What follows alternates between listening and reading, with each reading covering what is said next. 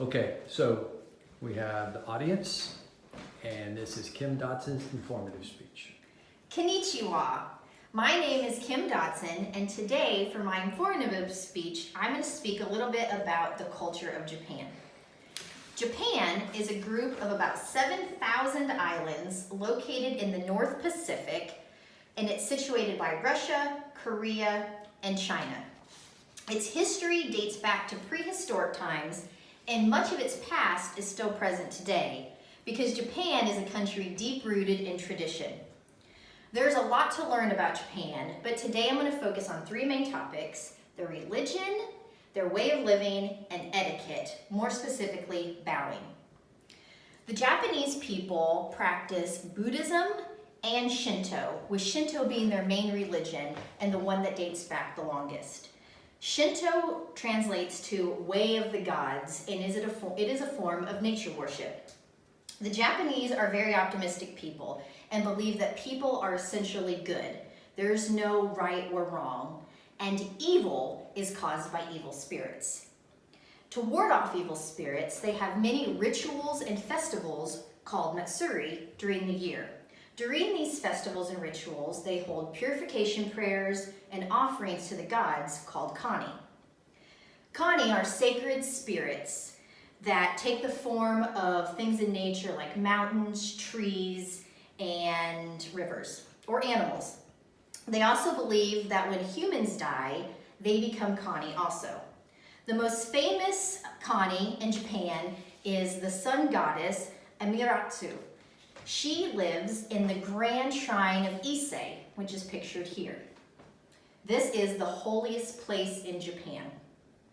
Speaking of shrines, there are about 86,000 temples and 95,000 shrines in Japan, and it is a hot spot for tourists to visit. They're also free to visit, so I recommend going. Speaking of tourists, if you are going to be traveling to Japan, you should know the significance of wa. Not only is it Japan's oldest name, but is the heart of Japanese culture. It literally translates to harmony and is the building block of life in Japan. The Japanese are known for their order, cooperation, self-development, and conflict avoidance. Roman historian Solus says, "Harmony makes small things grow, lack of it makes great things decay." The Japanese are very serious about being good citizens, and therefore their crime rate is one of the lowest in the world, and their country is extremely clean and well cared for. Of course, the Japanese are human just like the rest of us, and they have negative feelings, but they believe in what they call face, hone and tatamai. Hone is your private face. It's your true feelings, what you're really thinking, and you don't usually say this in public around other people. You keep these to yourself. Tatamai is your public face. It's what you would say when you're conversing with somebody else, and it's usually positive, and it shows your dignity and self-respect.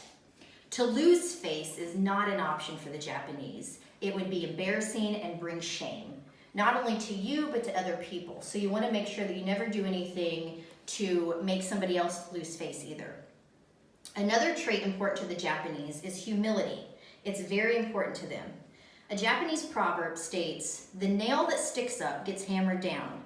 In other words, those that display abilities too openly risk being crushed by others. Along with humility comes apologizing. The Japanese apologize often, usually multiple times a day. A word that is used when they apologize is sumimasen, which could mean excuse me, sorry, or just simply a way to call a waiter over. When apologizing, the Japanese people will often bow. Bowing is a form of submission.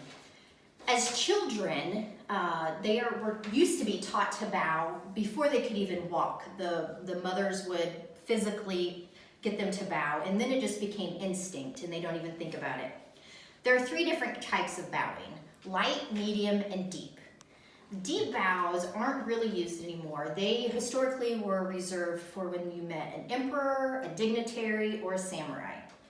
Today, medium and light bows are the most common.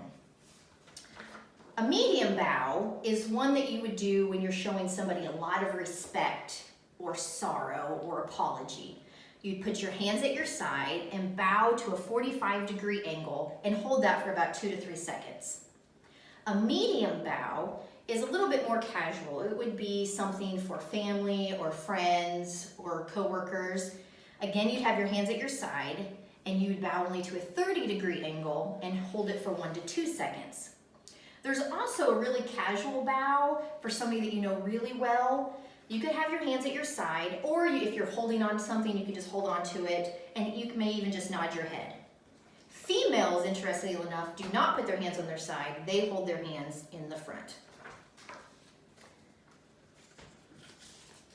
In conclusion, I shared just a fragment of information about Japanese culture with you.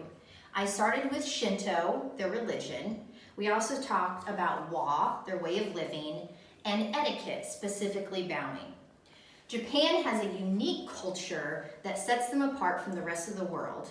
Hopefully you learned a little bit today that inspires you to do some research on your own and learn more about the Japanese people and their culture, and perhaps even visit someday. Thank you for listening. Sayonara.